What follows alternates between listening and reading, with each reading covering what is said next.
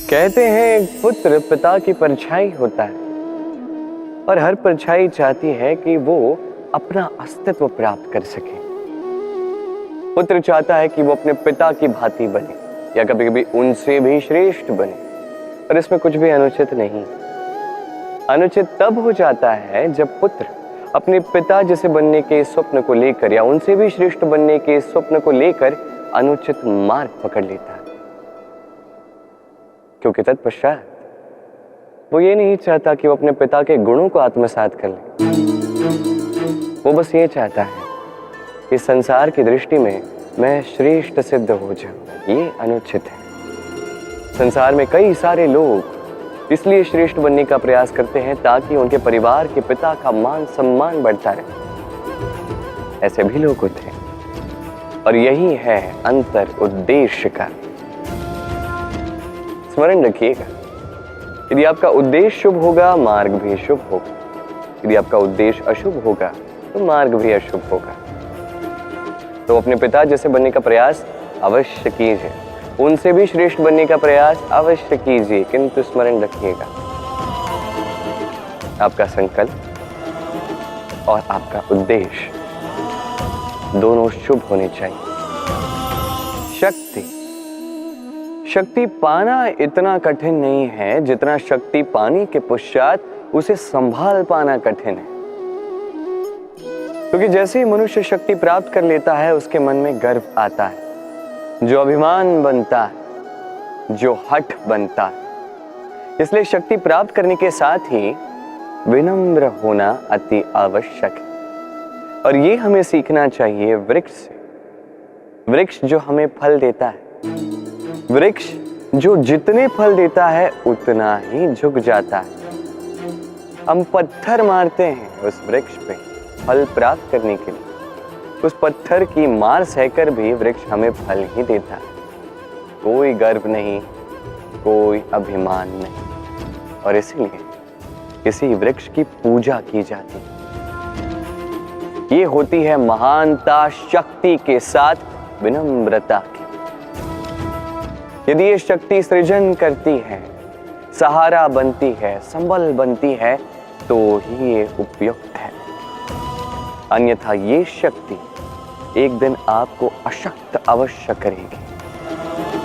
तो शक्ति अवश्य प्राप्त कीजिए, किंतु उसके साथ उस शक्ति को संभाल सकने का विवेक भी आपको जागृत करना ही होगा। अहंकार अत्यंत बलशाली होता है। यह अहंकार मनुष्य को कभी झुकने नहीं देता। अद्भुत है, यही अहंकार जो मनुष्य को कभी झुकने नहीं देता, यही उसके पतन का कारण भी बन जाता है। जहां मनुष्य ये सोचने लग जाता है कि केवल वही योग्य है, वहीं से उसका पतन आरंभ है कि नहीं। देखिए, यदि कोई व्यक्ति ऐसा सोचता है कि मैं ये सब कुछ कर सकता हूं, तो ये विश्वास है। किंतु यदि वो ये सोचता है कि केवल मैं ही ये सब कुछ कर सकता हूं, तो ये अभिमान है, अहंकार है, और ये आपको नाश की ओर अवश्य ले जाएगा। स्मरण रखिए, जब मैं और केवल ये दोनों एक हो जाते हैं, वहां से आपका पतन आरंभ हो ही जाता है। तो आप कभी भी इस अहंकार के चक्रव्यूह में मत फंसिएगा। विश्वास कीजिए स्वयं पर भी, दूसरों पर भी, और स्मरण रखिए विश्वास से ही विश्व की हर एक वस्तु वास करती है। तो इस अहंकार को त्याग दीजिए। मनुष्य अपने जीवन में ईश्वर को बहुत मानता है, उसके लिए क्या कुछ नहीं करता, भिन्न भिन्न नामों से उसे पुकारता है, उसकी पूजा करता है, आराधना करता है। वो जानता है कि ईश्वर उसे शक्ति अवश्य देंगे, उसके सहायक वो अवश्य होंगे। किंतु जब बात की जाए गुरु और ईश्वर की, तो गुरु का मान भी कभी कम नहीं होना चाहिए। क्योंकि सत्य कहूं तो गुरु ही वो सीढ़ी है जिस पे चढ़कर आप ईश्वर तक पहुंचने का मार्ग ढूंढ सकते हैं। वो मार्ग आपको गुरु से ही मिलेगा। गुरु नहीं तो आप ईश्वर को कभी पा नहीं सकेंगे। और जीवन में कई बार लक्ष्य से कहीं अधिक महत्वपूर्ण मार्ग होता है। तो इस मार्ग का सम्मान करना सीखिए, अर्थात गुरु का सम्मान करना सीखिए। क्योंकि गुरु ही परमेश्वर होते हैं। आपके जीवन में आपका सच्चा मित्र कौन है? आपका सबसे श्रेष्ठ मित्र कौन है? वो जो समय आने पर आपकी सहायता करता है, या वो जो समय आने पर आपको धन देता है? देखिए, हम मनुष्य हैं, हमारे जीवन में लेन देन चलता ही रहता है, ये हमारे जीवन का अभिन्न भाग है। किंतु कई बार ऐसा होता है कि हम उसे ही अपना सच्चा मित्र मान लेते हैं जो हमें एक बहुमूल्य भेंट देता है कि नहीं? अब आपके जीवन में वो बहुमूल्य भेंट क्या है? वो अमूल्य मित्र कौन है? ये निर्णय आप ही का है।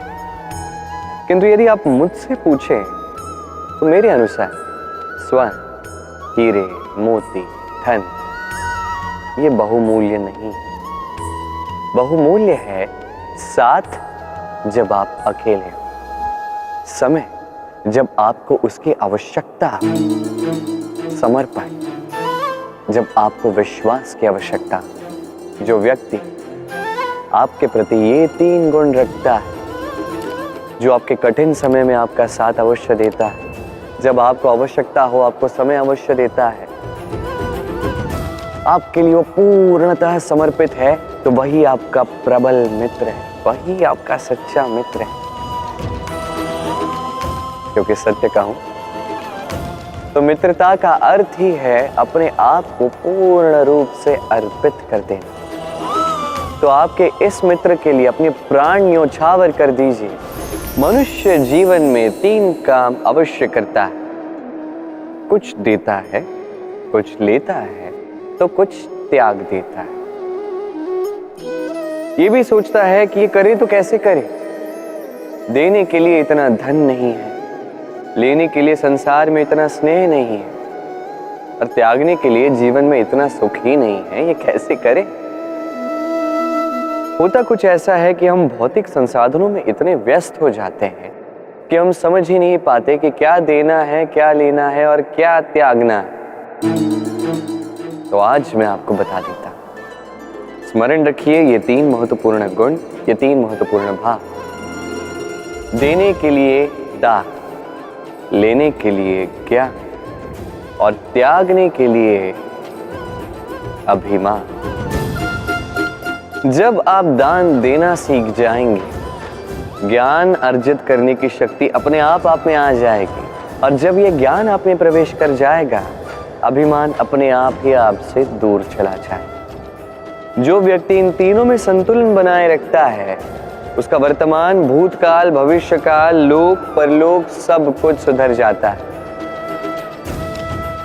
जिस दिन आप दान देना सीख जाओगे, ज्ञान लेना सीख जाओगे, अभिमान त्यागना सीख जाओगे, आपको सर्वशक्तिशाली, सर्वशक्तिमान ईश्वर की भी आवश्यकता नहीं होगी, क्योंकि तब ईश्वर आप ही में वास करेंगे। जीवन में कई बार समस्याएं हमें चारों ओर से घेर लेती हैं। ये समस्याएं कई प्रकार की होती हैं। धन की समस्या हो सकती है, परिवार की समस्या हो सकती है, किसी संबंध की समस्या हो सकती है, कभी कोई दैनिक आवश्यकता हो सकती है, कभी कोई दुविधा हो सकती है, अनेक समस्याएं आती हैं। किंतु जब भी कोई समस्या होती है, हमारे मन में उसके लिए एक उत्तर अवश्य होता है, जो हमारे ही भीतर होता है। इसे हम कहते हैं आत्मा। आत्मा परमात्मा का ही रूप होती है, और परमात्मा वो तो कभी कुछ अनुचित नहीं चाहते, है कि नहीं? ये आत्मा अच्छे से जानती है क्या उचित है, क्या अनुचित है। यदि चुनौती है तो वो ये कि आप अपने मन को समझ लें, क्योंकि आत्मा तो परमात्मा से ही आती है, किंतु ये मन मनुष्य जन्म से प्राप्त करता है, और इसका विकास होता है इस संसार को देख के। जिस दिन आपका ये मन और आपकी आत्मा दोनों एक हो जाएंगे, आत्मसात हो जाएंगे, उस दिन आपके जीवन में ना कोई समस्या होगी, ना कोई कठिनाई, ना ही कोई संकट, क्योंकि आपके पास हर समस्या, हर कठिनाई, हर संकट का हल होगा, वो भी आप ही के भीतर। तो आइए और मेरे साथ प्रेम से कहिए राधे राधे।